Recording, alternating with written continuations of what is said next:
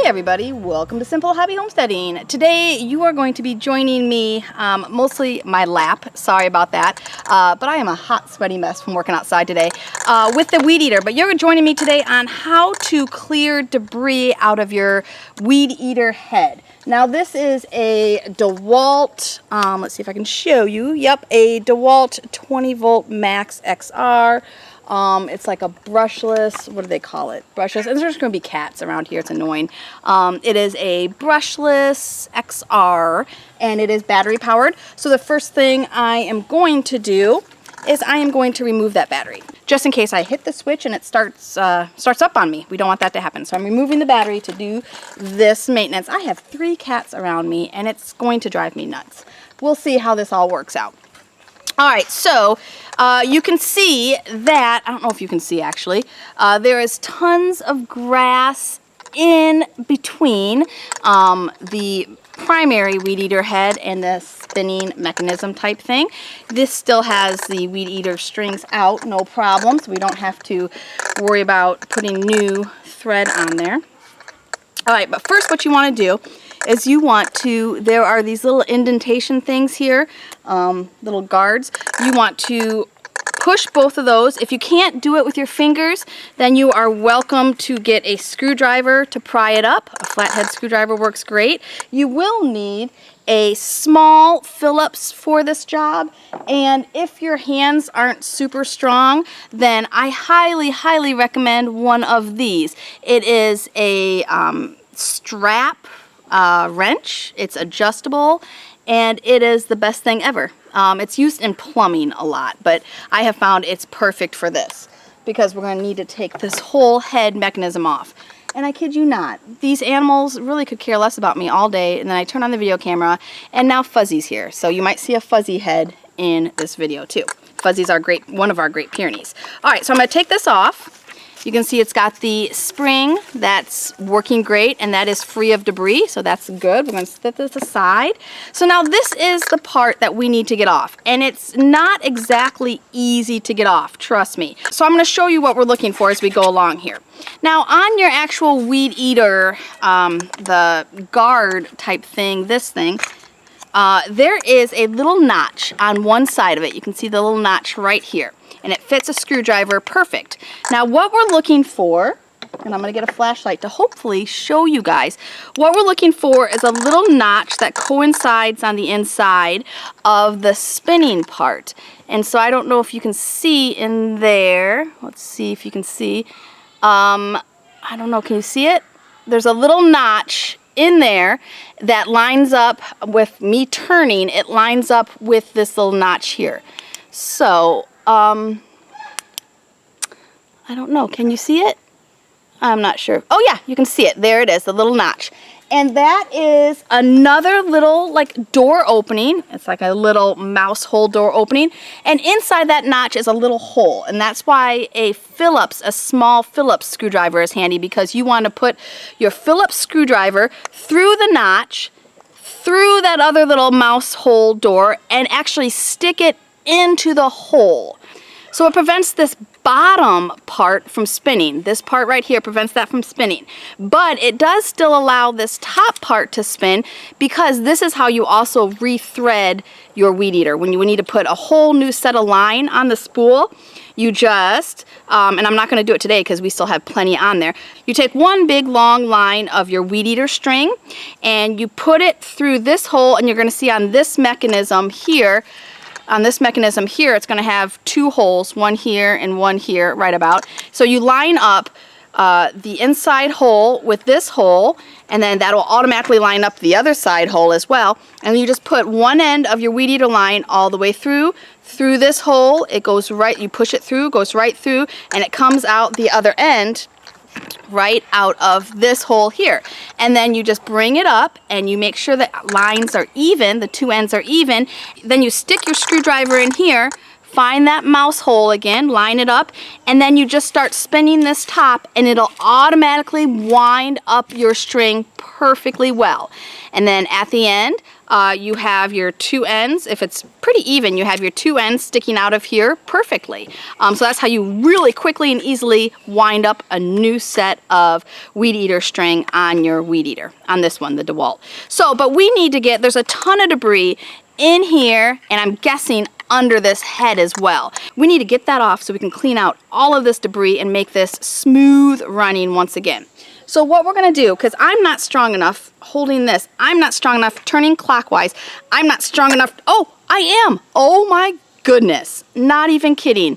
I am stronger than I thought. I was able to do that without that strap wrench. I am so strong. I'm sorry, I just kind of surprised myself there. So you spin it clockwise, and that's just bringing this right off so smoothly. How did I do that? The last one that I had to use that strap and still crazy could not get it off. It's just threading right off beautifully. Alrighty. And I was looking at the camera, I didn't notice it came right off.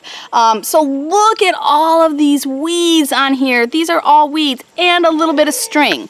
Oh my goodness, this was all on here. That's not good. You don't want that on there. This makes it so the bumping mechanism doesn't work well. It's got an automatic feeder on the weed eater string, but sometimes I want more weed eater string than it thinks I need, and so I need to bump it to get more out. And this prevents it from bumping well. So that's the first place. Now I'm checking to see and make sure we have all the debris out of here, and we might not, so I'm going to put my screwdriver down, and I'm going to take this mechanism off. Look, we've got quite a bit in there as well. So I'm going to take this off, and actually, Cat, don't move that. I'm going to take my screwdriver, and this is where if you want to use a flathead you can, but I'm going to use the Phillips that I have handy here, and you just get all of this debris out. We want to get all of this debris out. And if you are doing small grass and small weeds, you won't have as many problems with tons of debris getting in. But I was weed eating a big, thick area of weeds, and I knew I was going to have to do this after the job. And the job's not even completely done. But, so I take a screwdriver and I just get all this out. Beautiful, beautiful. I want to, as long as I have it all apart, I want to clean it off really well. Although now that I know I can get that head off without the strap wrench, I'm just happy. Wow, my hands are stronger than I thought. I'm like, Hercules, Hercules. I'm crazy. Okay, so I've got that off. That's wonderful. Now you can see the bottom of my weed eater is just full of stuff. So the last place I'm going to look for any winding grass is underneath this. And look at that. There was quite a bit.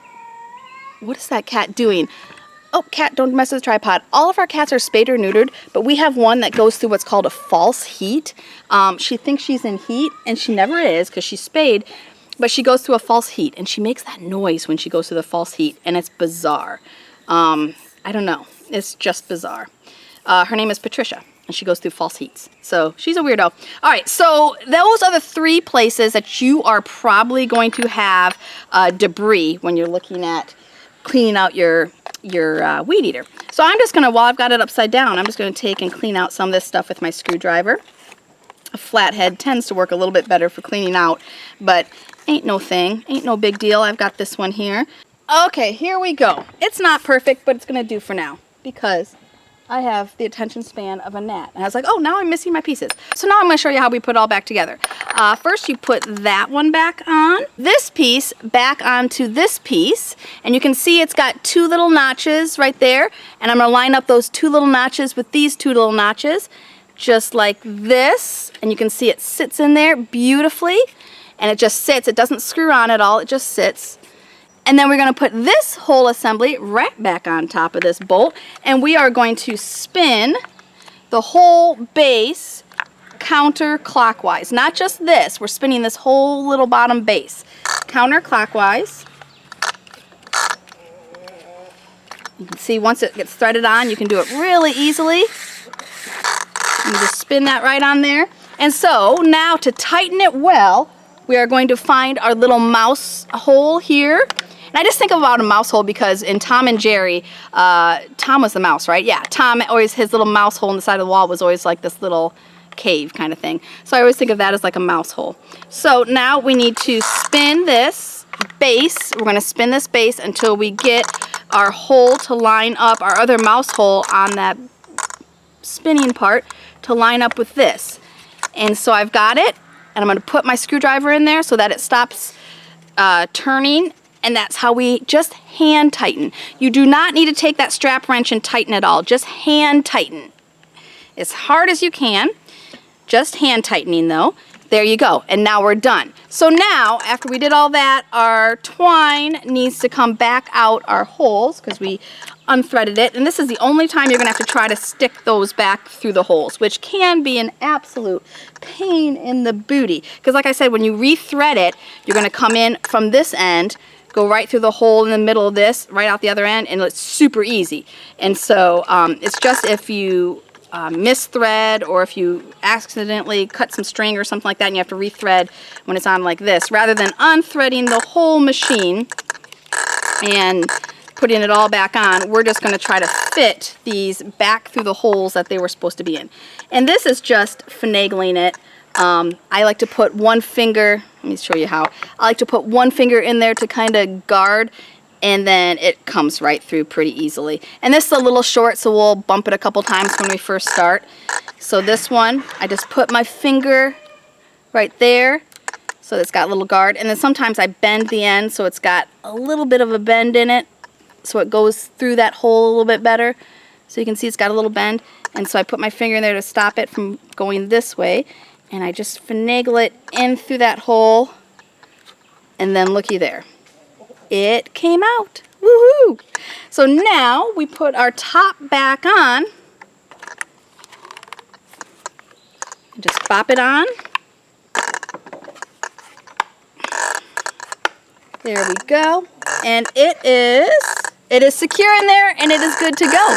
So there, that's how you clean out the debris from your DeWalt. And I think a lot of them are similar. I don't know. This is the only one I have. And it's the only one I've ever had. I've always had DeWalt weed eaters.